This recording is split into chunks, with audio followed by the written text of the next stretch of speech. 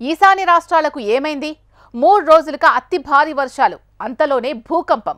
లోతట్టు ప్రాంతాలు జలమయమవగా కొండ ప్రాంతాల్లో రోడ్లు కొట్టుకుపోయి జనజీవనం ఎక్కడికక్కడ స్తంభించిపోయింది. గతంలో హింసలు చెలరేగిన మణిపూర్లోనూ వర్షం బీభత్సం సృష్టించింది. ఇది చాలదు అన్నట్టు భూకంపం కూడా సంభవించింది. భూకంపం ఎటువంటి ప్రాణ నష్టాన్ని మిగల్చలేదు, కానీ వరదలకు 30 మందికి పైగా మృత్యువాత పడ్డారు. ఈశాన్య రాష్ట్రాల్లో గత 3 రోజులుగా ప్రకృతి పగబట్టింది.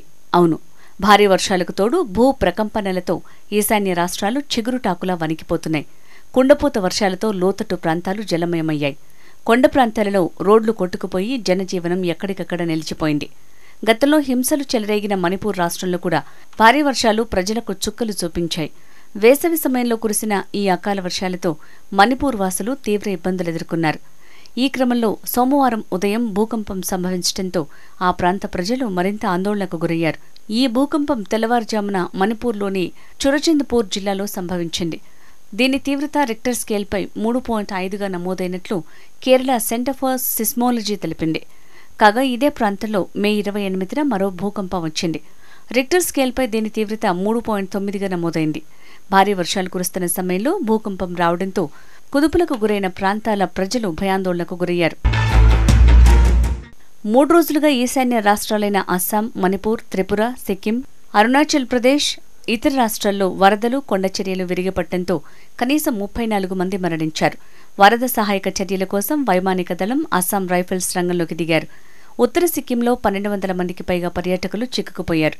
ఆదివారం నాడు తరలింపు జరగాల్సి ఉండగా కొత్తగా కొండచర్యలు విరిగిపడ్డాయి. మే 29న మున్షితాంగ్ వద్ద తీస్తా నదిలో వాహనం పడిపోవడంతో 8 మంది పర్యాటకులు గల్లంతయ్యారు. వారి జాడ ఇంకా తెలియలేదు. మేఘాలయలో 10 జిల్లాలు ఆకస్మిక వరదలు, కొండచర్యలు విరిగిపడటంతో అతలాకుతలమయ్యాయి. త్రిపురలో 10,000 మందికి పైగా ప్రజలు ఆకస్మిక వరదల బారిన పడ్డారు. అస్సాంలో 19 జిల్లాల్లోని 764 గ్రామాలు ఆకస్మిక వరదలకు గురయ్యాయి.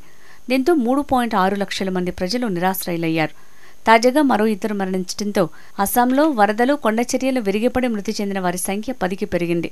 దిబ్రూగఢ్, నీమతిఘాట్, ఇతర ప్రాంతాల్లో బ్రహ్మపుత్ర నది ప్రమాద స్థాయిని మించి ప్రవహిస్తోంది. మరో 5 నదులు ప్రమాద స్థాయిని మించి ప్రవహిస్తున్నాయి. 10,000 మందికి పైగా ప్రజల్ని సహాయ శిబిరాలకు తరలించారు.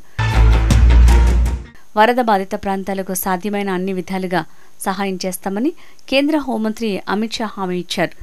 ఆయన అస్సాం, సిక్కిం, అరుణాచల్ ప్రదేశ్ ముఖ్యమంత్రులతో, మణిపూర్ గవర్నర్తో మాట్లాడారు. అస్సాంలోని పలు ప్రాంతాల్లో భారీ వర్షాలు, వరదలు కొనసాగుతున్నాయి.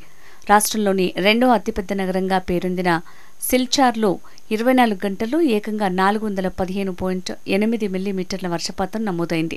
ఇది 1893 తర్వాత ఒక్కరోజులో నమోదైన అత్యధిక వర్షపాతం.